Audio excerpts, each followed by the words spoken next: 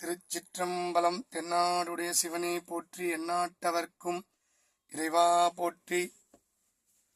இதுவரை நாம் திருவாசக விளக்குரையில் பார்த்தது கேட்டது திருச்சதகம். இன்று முதல் சிந்திக்கவிருப்பது நீத்தல் விண்ணப்பம். உத்தரகோச மங்கையில் அருளியது. இந்த உத்தரகோச மங்கைன்றது ராமநாதபுரம் மாவட்டத்தில் சிவபெருமானோட முதல் ஆலயம் உத்தரகோச மங்கை. இந்த உலகத்தில் நடைபெற்ற அந்த பிரளயம் ஆகிறதுக்கு முன்னாடி கட்டிய கோயில்.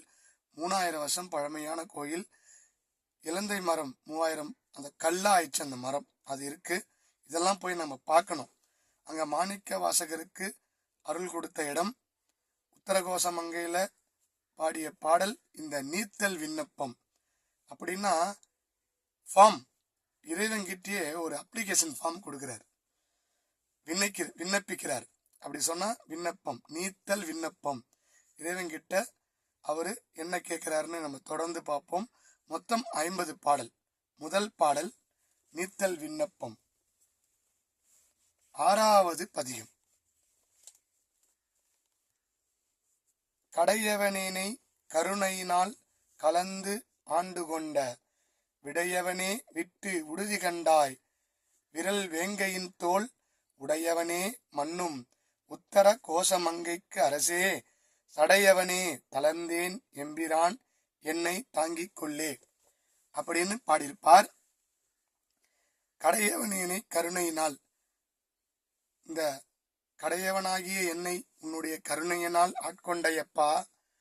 விடையவனே, விடையவனேனா இடபவாகனனே. விடை என்றால் தர்மம். சுவாமி, எல்லா சுவாமியும் தர்மத்தின் மீதுதான் வரும்.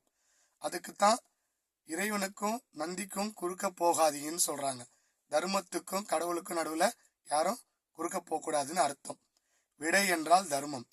இடபவாகனனே, வேங்கையின் தோல் உடையவனே, புலித்தோலை அணிந்தவனேன்னு அர்த்தம்.